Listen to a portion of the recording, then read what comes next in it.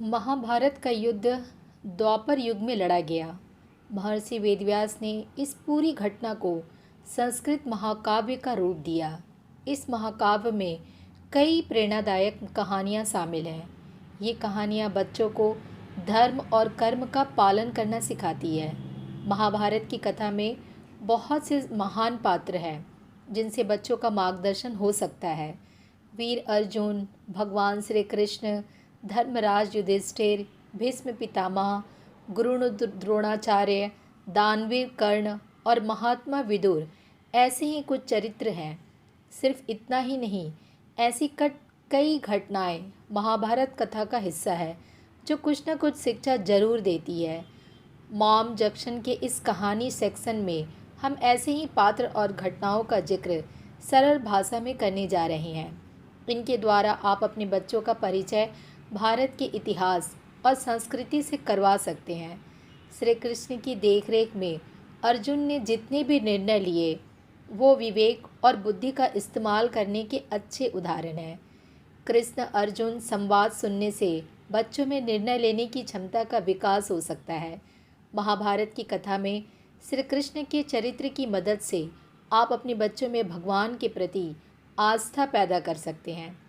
तो चलिए महाभारत की कहानियों की मदद से बच्चों की बाल मन की जिज्ञासा को प्रेरित किया जाए। तो पहली कहानी मैं आज लेकर आई हूँ परिचित के जन्म की कहानी। परिचित के जन्म की कथा महाभारत के युद्ध के समय की है, जब द्रौपदी को इस बात की जानकारी मिली कि अश्वत्थामा ने उसके 5 बेटों की हत्या कर दी है, तो उसने अनशन करने की ठान ली। द्रौपदी ने प्रण लिया कि वह अपना अनशन तभी तोड़ेगी जब तक कि अश्वत्थामा के सिर पर लगी मणि उसे नहीं मिल जाती। जब अर्जुन को इसकी जानकारी मिली तो वे अश्वत्थामा से युद्ध करने चल निकल गए। दोनों के बीच भयंकर युद्ध शुरू हो गया। अर्जुन को मौत के घाट उतारने के लिए अश्वत्थामा ने अपना ब्रह्मास्त्र निकाला। यह देख अर्जुन ने भी अपना बचाव करने के लिए ब्रह्मास्त्र का प्रयोग किया। तभी वहां नारद और ऋषि व्यास पहुँचे और उन्होंने ब्रह्मास्त्र का इस्तेमाल करने से मना किया। इसके बाद अर्जुन ने अपना ब्रह्मास्त्र वापस कर लिया, लेकिन अश्वत्थामा ने ऐसा नहीं किया।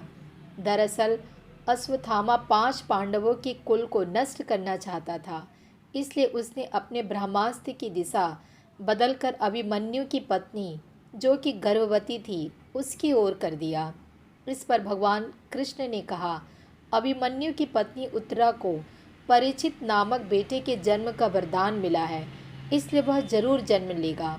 अगर वह मरा हुआ भी पैदा हुआ तो मैं खुद उसे जीवन दान दूंगा और वह बड़ा होकर एक महान सम्राट बनेगा, जबकि तुम 3000 वर्ष तक इस पाप को ढोते रहोगे। साथ ही हमेशा तुम्हारे खून से बदबू आती रहेगी और वह ऐसे ही बहता रहेगा। यही नहीं, तुम हर प्रकार की बीमारियों से घिरे रहोगे। इसके बाद अर्जुन ने अश्वत्थामा को रस्सी में बांधा और द्रौपदी के पास ले आया। अश्वत्थामा की हालत देखकर द्रौपदी को दया आ गई और उसने अर्जुन से उसे छोड़ने की अपील की, मगर भगवान श्री कृष्ण ने ऐसा नहीं होने दिया और उन्होंने अर्जुन को आदेश दिया कि उसके सिर से मणि निकाल ले और द्रौपदी को दे दे। इधर ब्रह्मास्त्र के गर्भ में आते ही उत्तरा को तेज दर्द होने लगा। यह देख भगवान कृष्ण ने अपना छोटा रूप धारण किया और उत्तरा के गर्भ में दाखिल हो गए। कृष्ण का छोटा रूप एक अंगूठे के बराबर ही था। वे शंख, चक्र, गदा और पद्म सब कुछ धारण किए हुए थे। उत्तरा के गर्भ में अश्वत्थामा द्वारा छोड़े गए ब्रह्मास्त्र की आग को शांत कर रहे थे। वहीं गर्भ में पल रहा बालक उन्हें देखकर हैरान था कि मेरी माँ के गर्भ में यह कौन घुस गया है। कुछ समय बाद उत्तरा ने अपने बच्चे को जन्म दिया, लेकिन वह मृत पैदा हुआ। यह देख वह रोने लगी। उसने भगवान कृष्ण से कहा, हे नारायण, आपने तो कहा था कि मेरा बेटे पर ब्रह्मास्त्र का असर नहीं होगा और वह जीवित ही पैदा होगा। वह सालों तक अमर होकर राज करेगा, लेकिन यह तो मरा पड़ा है। इसे जीवित करने की कृपा करो प्रभु।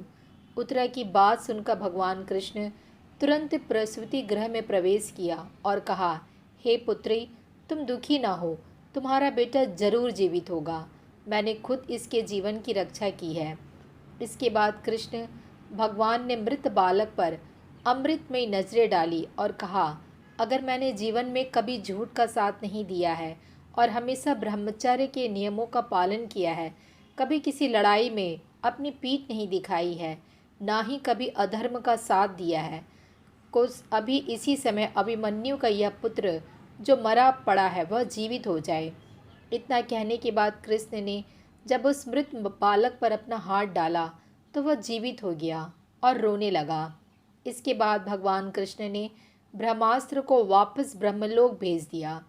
यह चमत्कार देख सभी स्त्रियां आश्चर्यचकित हो गई। इसके बाद भगवान कृष्ण ने अभिमन्यु के पुत्र का नाम परीक्षित रखा।